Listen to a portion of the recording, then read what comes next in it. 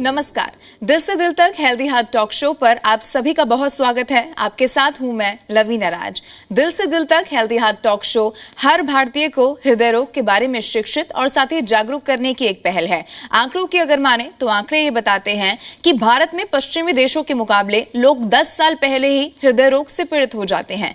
और इसके अलावा भारत की अगर बात की जाए तो भारत में हर 33 सेकेंड में एक आदमी की हार्ट अटैक की वजह से मृत्यु भी हो जाती है। और इसीलिए भारतीयों को हृदय रोग से बचाने के लिए और साथ ही हृदय रोग के बारे में जागरूक करने के लिए देश के सम्मानित इंडियन मेडिकल फ्रेटर्निटी के साथ मिलकर दिल से दिल तक हेल्दी हार्ट टॉक शो की शुरुआत साल 2018 में ही कर दी गई थी।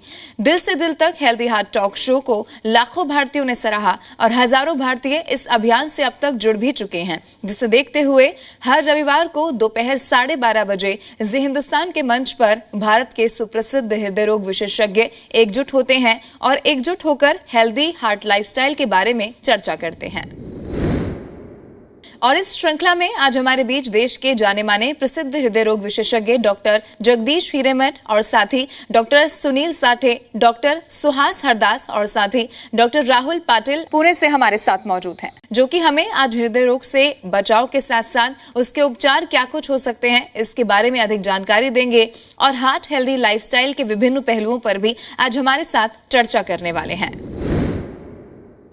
आप सभी का बहुत स्वागत है। सबसे पहला सवाल मेरा डॉक्टर जगदीश हिरेमठ जी आपसे रहने वाला है। आंकड़ों की अगर माने तो भारत में हृदय रोग की संख्या लगातार बढ़ती जा रही है। एक मरीज कैसे जान सकता है कि उसका हृदय स्वस्थ है या फिर नहीं है, और क्या एक व्यक्ति जो कि पूर्ण रूप से स्वस्थ है उसको भी दिल का दौरा पड़ सकता है क्या, ये आपसे समझना चाहेंगे। अगर कुछ लक्षण नहीं है, कुछ एक्टिविटी करने के बाद बच्चा कूदता है, आफ्टर 40 इयर्स कोई सीढ़ियाँ चढ़ के जा सकते हैं, अपना डे टू डे काम कर सकते हैं और इसमें कोई खास लक्षण नहीं है, तो ये एक संभावना है कि हार्ट की बीमारी नहीं है उनको। इसके आगे डॉक्टर लोग जो इन्वेस्टिगेशंस करते हैं, इसमें ईसीजी, कार्डियोग्राम है, 2D एको है और कुछ सारे टेस्ट है और सीटी एंजियो है, ये सब के बाद हम बता सकते हैं कि हार्ट बिल्कुल स्वस्थ है। लेकिन अगर हम एक गाड़ी को चेक करते हैं, इंजन ब्रेक चेक करने के बाद अगर हाईवे पे जाते हैं तो ये बहुत चेक करी हुई गाड़ी को भी एक्सीडेंट हो सकता है या ब्रेक्स फेल हो सकते हैं। वैसे भी ये सब इन्वेस्टिगेशंस के बाद हार्ट अटैक आना पॉसिबल है, लेकिन ये संभावना बहुत कम हो जाती है। बिल्कुल, यानी कि एक व्यक्ति जो पूरी तरीके से स्वस्थ है उसको भी अपना बहुत ज्यादा ख्याल रखने की जरूरत है। डॉक्टर सुनील साठे जी, आपसे समझना चाहेंगे उच्च रक्तचाप के रोगियों में जीवन शैली में संशोधन की क्या कुछ भूमिका हो सकती है, ये आप जरा समझा दीजिए। जिनको बीपी यानी उच्च रक्तचाप है उनको लाइफस्टाइल मॉडिफिकेशन यानी योगा, प्राणायाम, मेडिटेशन और एरोबिक एक्टिविटी ये एक्सट्रीमली इंपॉर्टेंट और ज़रूरत है। सब पेशेंट्स को ये करना चाहिए। In fact all societies, international society of hypertension ने कहा है कि जिनका बीपी 130/80 से 140/90 है उनको केवल जीवन शैली दैट मीन्स लाइफस्टाइल मॉडिफिकेशन से ही ट्रीटमेंट दे सकते हैं, उनको दवा की ज़रूरत नहीं है। लेकिन जिनका बीपी 140/90 से ऊपर है उनको हम दवा चालू करते हैं, but lifestyle modification goes on, that's important. लेकिन ये जो लाइफस्टाइल मॉडिफिकेशन है लोगों को मालूम होना चाहिए, उसका कोई पैथी से लेना देना नहीं है।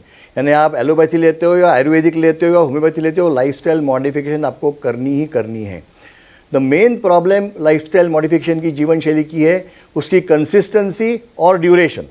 लोग 1 महीना 2 महीने करते हैं, प्राणायाम करते हैं, चलते हैं 5 किलोमीटर, फिर छोड़ देते हैं, लगता है उनको बीपी नॉर्मल हो गया, अभी हो गया। So that is extremely important कि वो उनको मालूम होना चाहिए कि ये कंसिस्टेंटली ये करते ही रहना है। सो द मैसेज अबाउट जीवन शैली ये यही है कि सबको लाइफस्टाइल मॉडिफिकेशन करना ही है, लेकिन वो कंसिस्टेंटली आपके बॉडी सिस्टम में इन्वॉल्व करके वो करते रहना है। इससे ही उनको फ़ायदा होगा और दवा हम बाद में कम कर सकते हैं। बिल्कुल, यानी कि ये वो बदलाव हैं जो जीवन शैली में किए जा सकते हैं। डॉक्टर सुहास हरदास जी, कोविड-19 आपके हृदय की स्थिति को प्रभावित कैसे करता है, ये आपसे समझना चाहेंगे। और हृदय रोगियों की अगर बात की जाए तो कौन सी सावधानियां उन्हें बरतनी चाहिए कोविड-19 के दौरान। सबसे पहला तो ये जानना जरूरी है कि आपका हृदय कोविड होने से पहले पूरी तरह से स्वस्थ था या नहीं था। माने we are talking about 2 situations.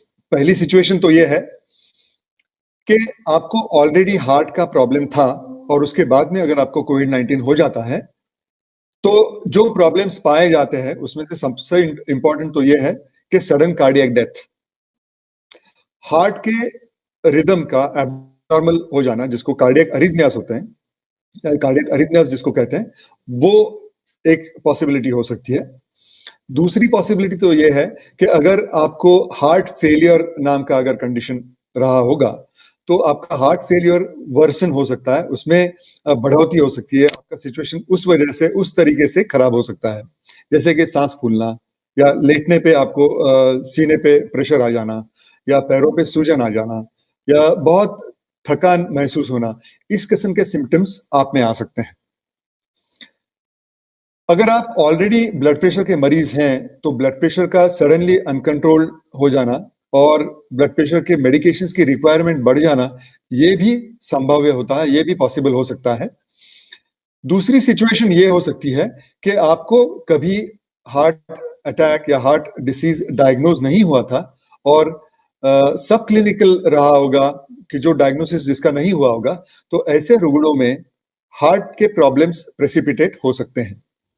जब कोरोना 19 का प्रादुर्भाव होता है, तो कोरोना अपने पेशियों में जब एंट्री पाता है, तो एक खास किस्म के रिसेप्टर्स के जरिए वो पेशियों में एंटर करता है और उसके बाद में साइटोकाइन स्टॉर्म आपने सुना होगा बहुत बार कि एक खास किस्म के हार्मोन्स ज्यादा मात्रा में प्रोड्यूस होने लगते हैं और इस हार्मोन्स का प्रादुर्भाव, इस हार्मोन्स का परिणाम अलग अलग अवयवों पे हो सकता है, जिसमें सबसे इंपॉर्टेंट उसका जो पैथोलॉजी है उसमें क्लॉट फॉर्मेशन अलग अलग जगह पे ब्रेन में, हार्ट के आर्टरीज में या लंग्स के आर्टरीज में होना काफी कॉमनली पाया जाता है। बिल्कुल, और इसीलिए कोविड-19 के दौरान इन सब बातों का ख्याल रखना बहुत जरूरी है। डॉक्टर राहुल पाटिल जी, नींद और हृदय स्वास्थ्य के बीच क्या कुछ संबंध होता है, ये आप समझा दीजिए। नींद और हृदय स्वास्थ्य में काफ़ी गहरा संबंध है। एक आम इंसान को 6 से 9 घंटे की नींद पर्याप्त और ज़रूरी है। ये नींद का ही समय है जब बॉडी के सेल रिपेयर्स होते हैं और मेंटेनेंस होता है।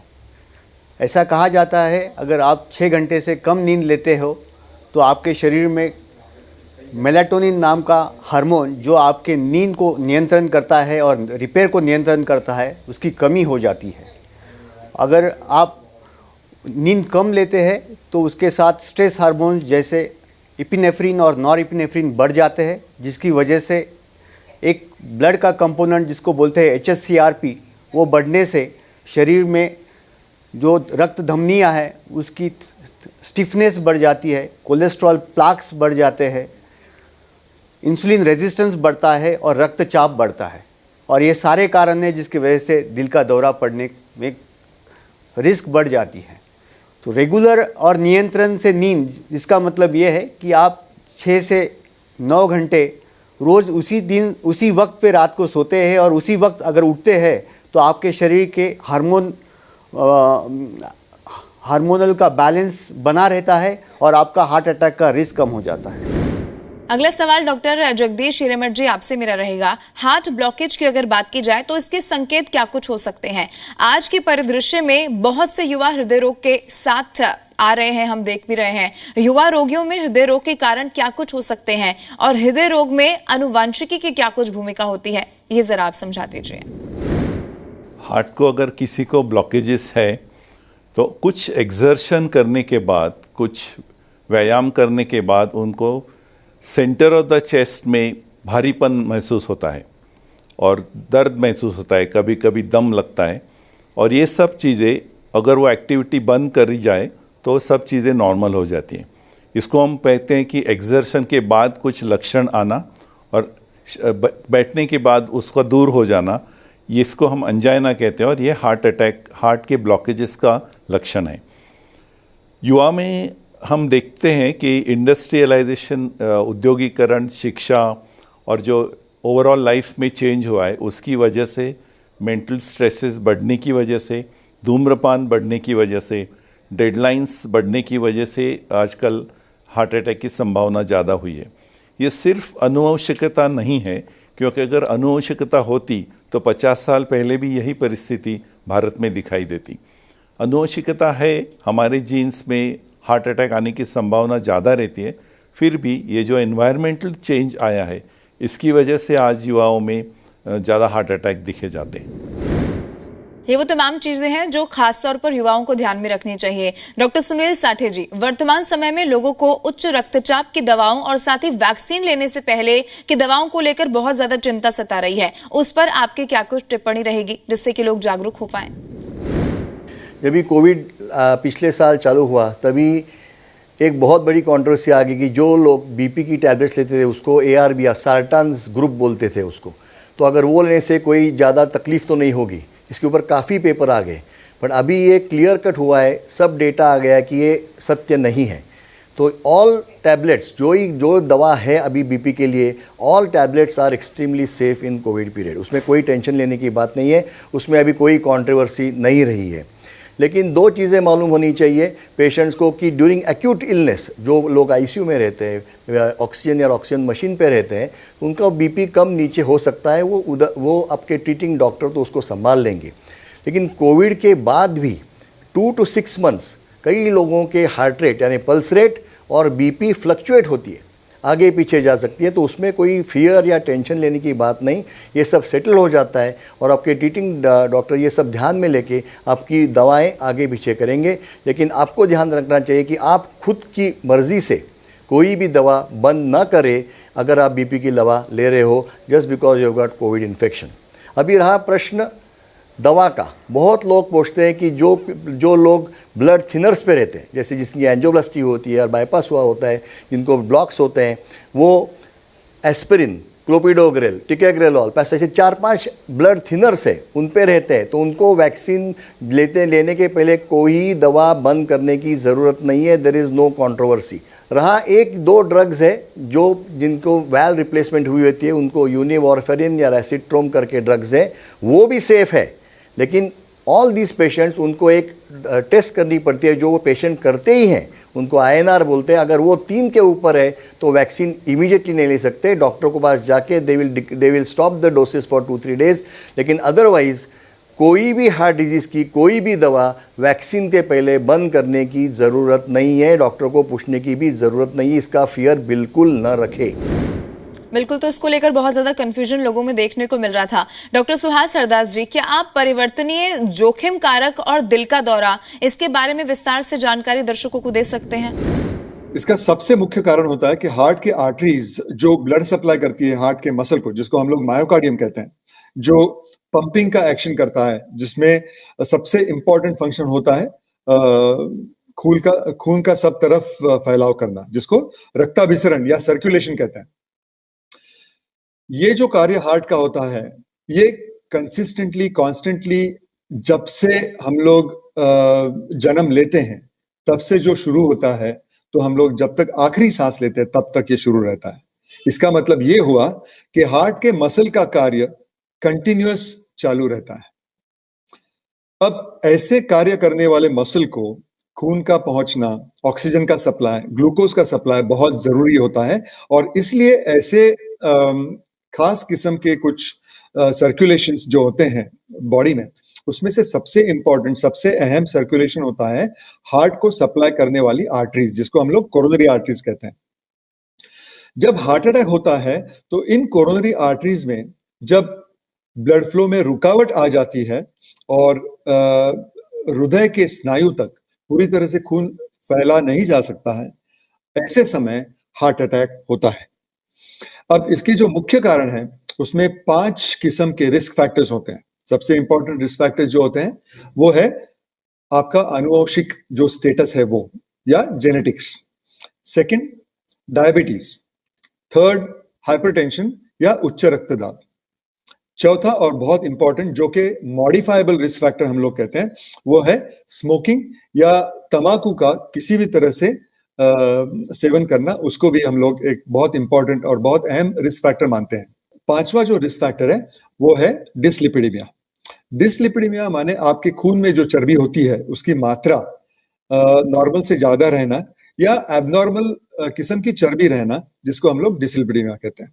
अभी आपने ये तो जान लिया होगा कि इन 5 इंपॉर्टेंट रिस्क फैक्टर्स में कुछ मॉडिफाइबल रिस्क फैक्टर होते हैं, कुछ नॉन मॉडिफाइबल रिस्क फैक्टर होते हैं। अभी नॉन मॉडिफाइबल रिस्क फैक्टर जो है उसमें सबसे इंपॉर्टेंट मैंने जो बताया था कि आनुवंशिक स्टेटस, आपके जेनेटिक्स जो है वो हम लोग मॉडिफाई नहीं कर पाते।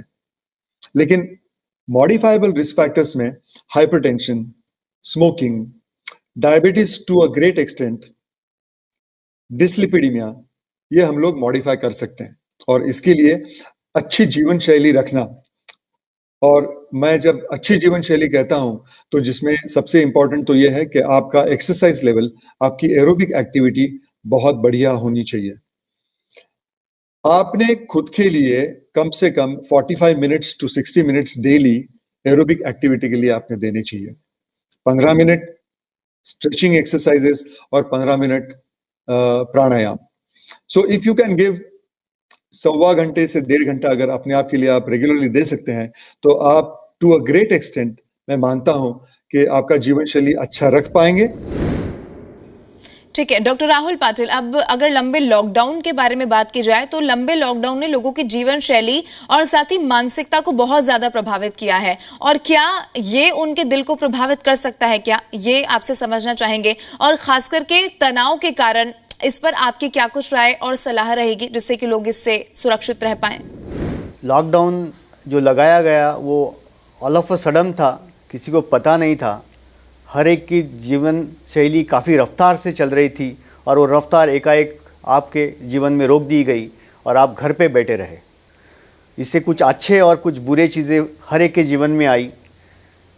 बुरी चीज़ें ये हुई कि आपकी फ़िज़िकल एक्टिविटी सडनली ज़ीरो हो गई, आप घर में बैठ गए, काफ़ी लोगों की नौकरियां चली गई, फ्रीक्वेंटली खाना शुरू हो गया, टेलीविज़न और लेट नाइट शोज़ देखना ज़्यादा होने की वजह से स्लीप डिस्टर्बेंस हो गया, स्लीप साइकिल डिस्टर्ब हो गया।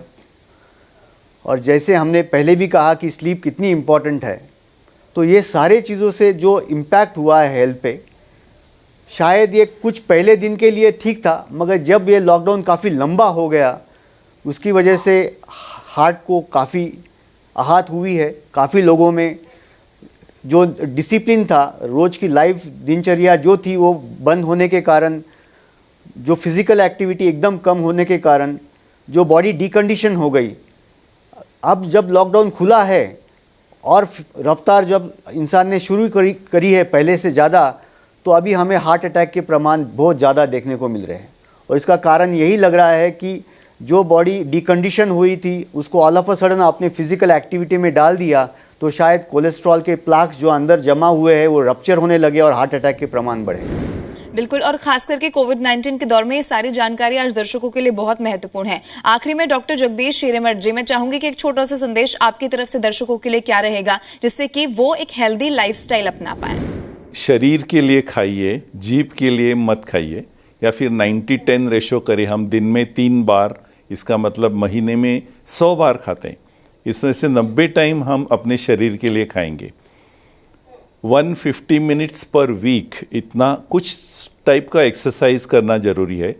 150 मिनट्स पर वीक, इसका मतलब 30 मिनट्स के 5 सेशंस आप एक हफ्ते में कर सकते हैं और वो पूरी तरह से हेल्दी है।